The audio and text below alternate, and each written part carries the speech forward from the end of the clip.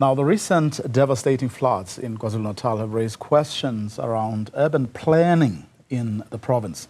This has led to experts calling for improved design to avoid further damage. And joining us now is Patrick Martel, who is from Research and Impact Lead at the Innovate NPO. Patrick, a very good afternoon to you. Thanks very much for your time.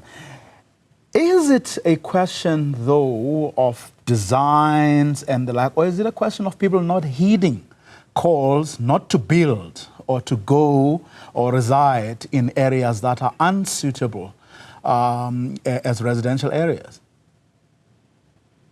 Good afternoon, Via. I'd just firstly like to start off with sending some condolences to the families that have lost their family members today and also in the preceding weeks due to the flood events.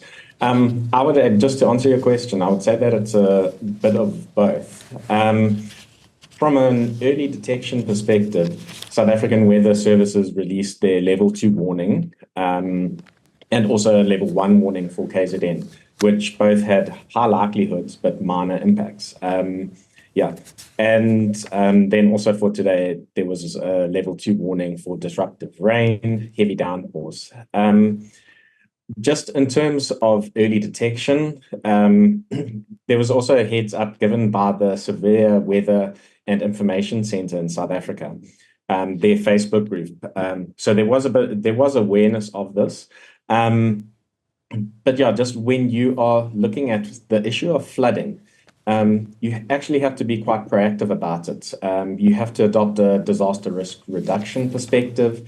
You've got to look at complex things such as land use management, looking at how we actually proactively manage our land, looking at complex things such as the permeability of surfaces. So just looking at how much preceding rainfall we've had, because that obviously influences your surface water. You also have to just look at the topography around rivers. What's key is we need to actually manage our waterways better. We need to keep them clear. We've got obviously a complex situation where you have a lot of people living in informal settlements in close proximity to rivers. They're there for particular reasons, and there's so many complex dynamics around that. So it's a very difficult situation. We also have issues like blocked stormwater systems. That's also a result. I was asking, Patrick, just on your last point, the stormwater blockages, whether that isn't something that is within the purview or the ability of the city in the case of Lamontville and the other Umlazi and other areas to actually deal with. Yeah, so with stormwater management, it does come under the mandate of your local government. So they're responsible for that. But when you actually look at your stormwater systems, there's actually, it's once again, quite complex dynamics at play. Because, for example, you'll get litter and rubbish being put down stormwater drains. That results in blockages. Sometimes it gets swept down stormwater drains. So yes, it is the kind of the state's responsibility, but also the general public themselves also have responsibility there, because often say like litter and those type of things actually end up in your stormwater drains.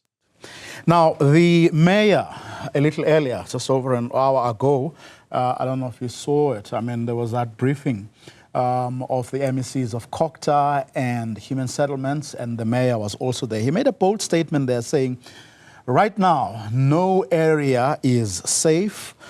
You have well-established areas that never saw mudslides before, now experiencing that. In other words, or in his words, no area is safe. Is that necessarily the case? Well, when you're looking at flooding, anything can happen. If you look at this particular system, it looked like, just from my observations, was storm cells that were particularly obviously prominent over the south of the city. So I suppose with weather systems, they don't discriminate. They go across all your administrative boundaries and also like your residential boundaries.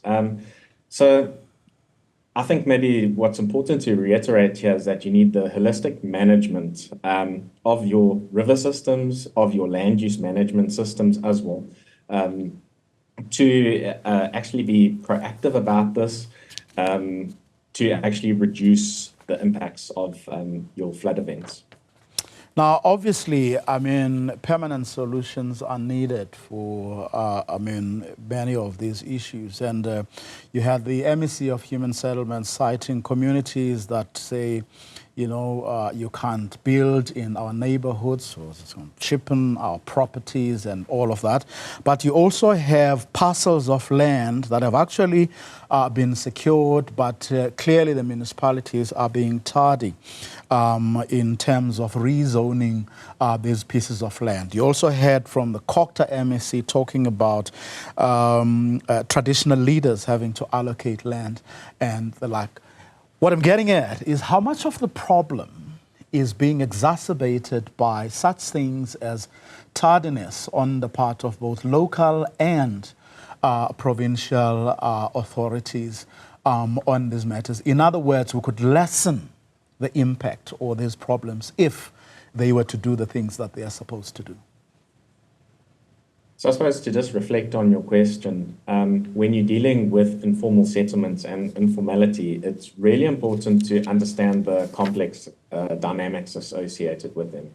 So say, for example, just some of the informal settlement, resettlement projects that I've been involved in, you will see relocations of communities, but then often people come back to the particular place and they kind of trade off living in a different place to living in a floodplain. And they go there for particular socio-economic reasons. So just in terms of actually, you know, relocating people, moving them, it's a highly complex and dynamic system that you're dealing with. Yes, you know, we can always say we can do better in terms of, you know, getting people out of like living in floodplains, but it's just a really complex issue. Everyone has to play their part. Patrick, let me thank you very much for your time and insights. Really appreciate it.